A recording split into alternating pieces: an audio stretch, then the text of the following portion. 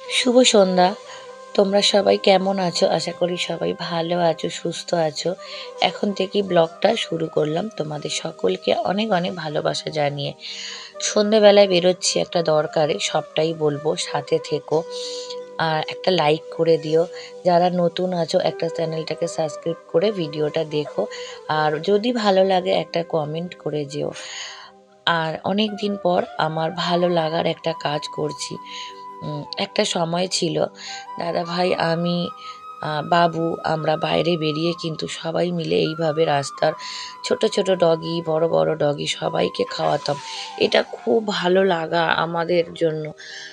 মানে এদের খাইয়ে, এদের অসুস্থ হলে সেবা করে যে কতটা শান্তি পাই বা পায় যারা ভালোবাসে তারা পায়, না বলে বোঝানো যাবে না। লকডাউনের সময় তো অনেক অনেক এদের জন্যে করেছি।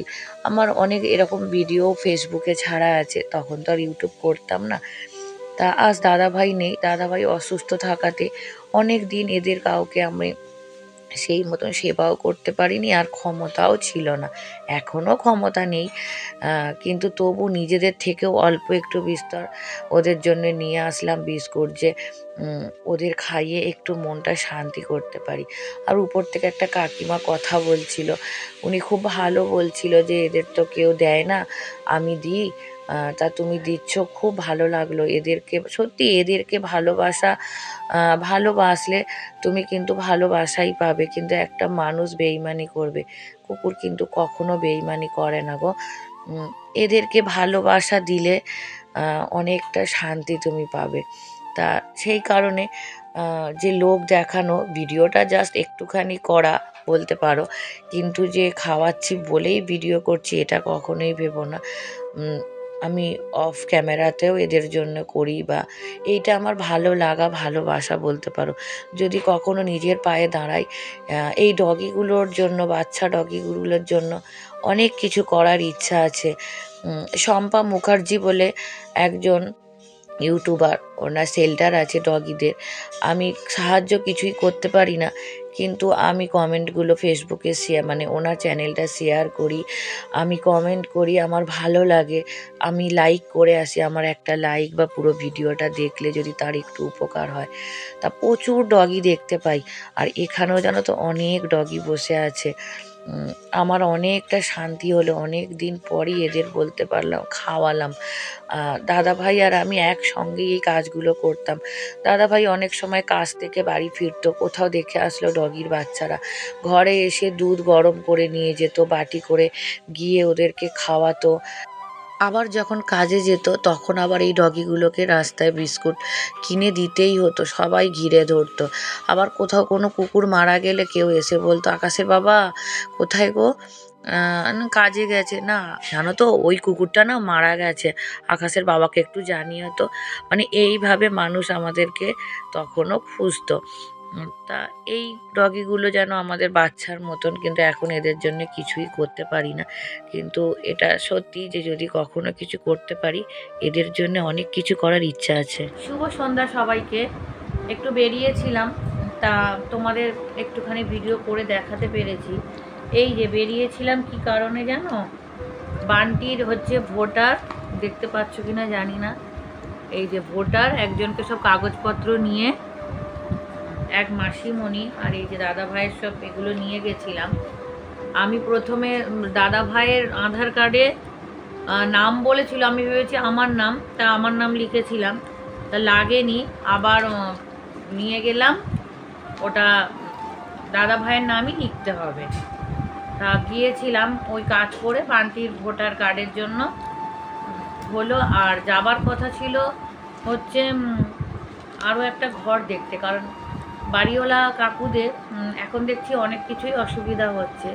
যেমন এমনি সবসময় বলছে ব্যবহার ভালো, তোমাদের এমনি কিছু ঝামেলা নেই। কথা হচ্ছে কি বলো তো, ওই আমাদের একটু রাত্রে, যেমন দুপুরে রান্না রয়ে যায়, রাত্রে একটু যাই হোক কিছু করে নিই, ওই 10টা-5টার পর যখন খাওয়া হয় তখনই করা হয়। তা ওনাদের হচ্ছে এত দেরি করে হচ্ছে রান্না কেন হয়, মানে এত দেরি করে ওনাদের হচ্ছে 9:30টার মধ্যে খেয়ে শুয়ে পড়ো। আর এই যে দেরি করে রান্না বা এই যে জল আমরা কাজকর্ম করি, জল বেশি খরচা করা যাবে না, টাইমের জল কিন্তু বেশি খরচা করা যাবে না, কারণ ওনাদের উপরে জল উঠবে। এগুলো তো কিছুই বলেনি। তা এইগুলো তখন আমি তো ভাড়া থাকছি না, আমি 10খানা ঘর ধরো, আমি আজকে বাবুর বয়স 19 বছর ধরে আজকে আমি ভাড়া আছি। 19 বছর ধরে ভাড়া আছি, কখনো এই এই ধরনের সমস্যায় পড়তে হয়নি। তা এখন পড়তে হচ্ছে। তা কী বলো তো, আমাদের দেশে আমরা যতই বলি যে আমরা নারীরা স্বাধীন বা আমরা এখনও স্বাধীনভাবে বাঁচতে পারি, এটা ভুল। একটা বিবাহিত মহিলার এত সমস্যা আসে না, কিন্তু একটা যখন খারাপ শুনতে লাগলেও বিধবা হয়ে যায়, বিশেষ করে অল্প বয়সেই হোক বয়সেও, তার কিন্তু অনেক রকমের সমস্যা চলে আসে। যেমন আমি কখনো ফেস করিনি এর আগে। আমি রাস্তাঘাটেও চলেছি, বেরিয়েওছি, পার্লারও শিখেছি, সেলাইও শিখেছি, কখনো কোনো সমস্যা আমাকে পড়তে হয়নি। কি না আমার মাথায় সিঁদুরটা ছিল, কিন্তু এখন যেহেতু আমার মাথায় সিঁদুরটা নেই, এখন তুমি যাই করবে তাতেই মানুষের বলবে খারাপ, এটা খারাপ, এটা এই। তুমি যদি ফোনেও কথা বলতে বলতে বেরো, হ্যাঁ বরটা চলে গেল, মারা গেল, ফোনে কথা বলতে বলতে বেরোচ্ছে। তা এই হচ্ছে, তাহলে আমরা স্বাধীন কোথায় বলো তো? কোথাও না। একটা ইয়ং মেয়ে, সে কিন্তু এখনকার টিনেজার মেয়েদের কথা বলছি, তারা সব কিছুই করতে পারছে, বেরিয়ে যাচ্ছে, যেটা ইচ্ছা যা করছে, তাতে কোনো তাদেরও অনেক বিপদ এসে পড়ছে, কিন্তু তারা তবু পারছে স্বাধীন। একটু বিবাহিত যারা, তারাও পারছে, হাজবেন্ড রেখেও অনেকে রিলেশানে আছে, অনেক কিছু করছে, তাতেও কোনো মানুষের সমস্যা হয় না। সমস্যাটা যখনই হয়, কেউ কম বয়সে বিধবা হয়ে যায়, তখনই কিন্তু সমস্যা অনেক এসে পড়ে। তাই এই কদিনেই, তাও তো আমি রাস্তাঘাটেই খুব একটা বেরোইনি, মনে হাতে গুনে কয়েকবার, 4-5বার হয়তো বেরিয়েছি হবে, মানে এর থেকে বেশি বেরিয়েছি বলেও কোনো মানে কিছুর জন্য আমার মনে পড়ে না। তাও অনেক কিছুই ফেস করতে হচ্ছে। 5,000 টাকা আমি ঘর ভাড়া দিচ্ছি, 10,000 টাকা অ্যাডভান্স দিয়েছি, এখনও 1 মাস হয়নি। 5 তারিখ আসলে আমার 1 মাস কমপ্লিট হবে। তার মধ্যেই ওনারা যেরকম বলেছিল, এখন বলছে এত জিনিস। ঠিক আছে, আমরা 3 জন থাকবো বলে নিয়েছিলাম, এখন এটা 2 জন বেড়েছে, আমাদেরও অসুবিধা হচ্ছে। এমনি তো কোনো অসুবিধা নেই, অসুবিধা যখন বেড়েছে তাতেই বারবার ঘর দেখতেও ছুটতে হচ্ছে, আর তার সঙ্গে কাজগুলোও করতে হচ্ছে। এখনও অনেক কাজ বাকি, এখনও বান্টির হ্যান্ডিক্যাপ সার্টিফিকেট রিনিউ করতে হবে। দাদাভাই ওটা আমাকে আগেই বলে গেছিলো। দাদাভাই আমাকে অনেক কিছু দায়িত্ব দিয়ে গেছে, এটা তোমরাও বলো, এটা সত্যি। কারণ দাদাভাই আমাকে, যখন রাত জাগতাম না, তখন দাদাভাই আমাকে অনেক কিছু বলতো, যেমন রিনিউ করতে হবে, বান্টির সার্টিফিকেটটা রিনিউ ডেট, মানে তা না হলে ও আর মাসে যে 1,000 টাকা করে পায়, ওটা আর পাবে না সরকার থেকে। তারপর গ্যাসের বই চেঞ্জ করতে হবে, দাদাভাই ওটা ফোন চুরি হয়ে যাওয়ার পরেই বলেছিল, মানা গ্যাসের বই চেঞ্জ করতে হবে। এরকম অনেক কিছু জিনিস আছে টুকটাক কাজের, সেগুলো কিন্তু আমাকে পূরণ করতে হবে। আর যেহেতু বাড়ির থেকে বেরোনোটা কম হয়ে যাচ্ছে, তার জন্যই কিন্তু আমার কাজগুলো, অনেক কিছু কাজ আমার দেরি হয়ে যাচ্ছে। তা সেগুলো আমাকে ঝটপট এবার বেরোতেও হবে, মেটাতেও হবে। দিদিভাই তুমি জিতবে, তুমি জিতবে। আর হ্যাঁ, সৎ পথে থাকবো, এটুকু তোমাদের কথা দিতে পারি। যদি আমার বিশ্বাস করো যে এমন কিছু কাজ তোমাদের দ্বিতীয় দিদিভাই কখনো করেনি, হাজব্যান্ডের জন্যও না। মানুষের সঙ্গে মানুষ, হ্যাঁ তা বলে যে কোনো ছেলের সঙ্গে কথা বললে সে বয়ফ্রেন্ড হয়ে যায়, এটা আমি কখনো মনে করিনি বা আগামী দিনেও করবো না। মানে আগেও কখনো দাদাভাই থাকতো এমন কোনো কাজ করবো না, সৎ পথেই থাকার চেষ্টা করব। কিন্তু পথটা খুব কঠিন, বিশেষ করে আমার মতন যারা কম বয়সে বিধবা হয়েছে, তাদের জন্য খুবই কঠিন। তুমি ভালো কিছু করলেও সেটাতেও বলবে খারাপ, যদি খারাপ কিছু বলো সেটাতেও বলবে খারাপ। তা এই হলো ব্যাপার। তা এইভাবেই এগিয়ে যেতে হবে। কে খারাপ বললো, কে ভালো বললো, তাই নিয়ে আমার কোনো যায় আসে না। হ্যাঁ, এটা সত্যি, আমরা যতই বলি মেয়েরা দেশ স্বাধীন হয়েছে, মেয়েরা স্বাধীন হয়েছে, এটা ভুল। আমরা কিন্তু এখনও সেই পরাধীন, সবাই পরাধীন আছে। আর যারা হয়তো আমার মতন ভাবে লোকে কি বলবে, লোকে কি ভাববে, তাহলেই কিন্তু তারাই পরাধীন থাকবে। আর যারা ভাববে চলো কে কি বললো না বললো আমার কোনো যায় আসে না, তারা কিন্তু প্রকৃতই স্বাধীন হয়েছে।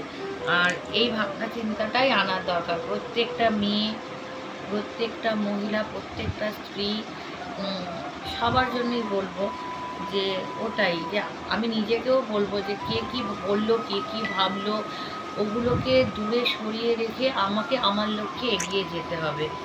আর তবেই আমি জয়ী হতে পারবো। হ্যাঁ, এটাই পারবো। চেষ্টা করব যে সৎ পথে থেকে এগিয়ে যেতে। আর এগুলোই বড় বড় জ্ঞান বা গল্প কথা নয়, এগুলো বলতে পারো মনের কথা, তোমাদের সঙ্গে শেয়ার করলাম। আর 10 টাকা হওয়ার কথা, আমরা হাফ রাস্তায় যেহেতু নেমেছিলাম, পুরোটা যায়নি, আমাদের থেকে 15 টাকা নেবার 15 টাকা পুরোটা গেলে ভাড়া হয়, আমরা হাফ রাস্তায় নেমেছিলাম মানে 10 টাকা নিল, 20 টাকা। অনেক ঝামেলা হয়েছিল। তারপর আসার সময় আমরা অনেকটা রাস্তা আমরা কিন্তু হেঁটে হেঁটেই গল্প করতে করতে চলে এসেছিলাম। তা অনেক দিন পর হাঁটাও হলো, এভাবে ভালো লাগছে। তা চৈতালিকে বলছিলাম যে তোর দাদা কিন্তু আমাকে কখনো হাঁটায়নি, সব সময় আমাকে কিন্তু স্কুটি বাইকে করেই ঘুরিয়েছে।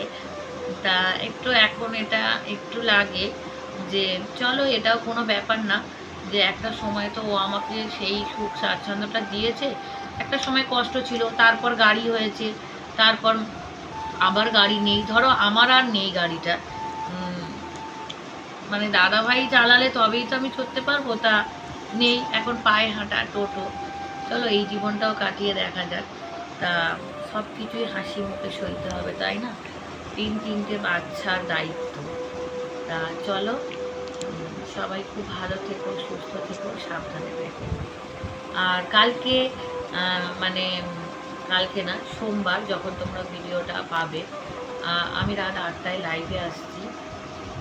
আর সবাই পাশে থেকো, সাথে থেকো, এতটুকু বলবো। চলো টাটা।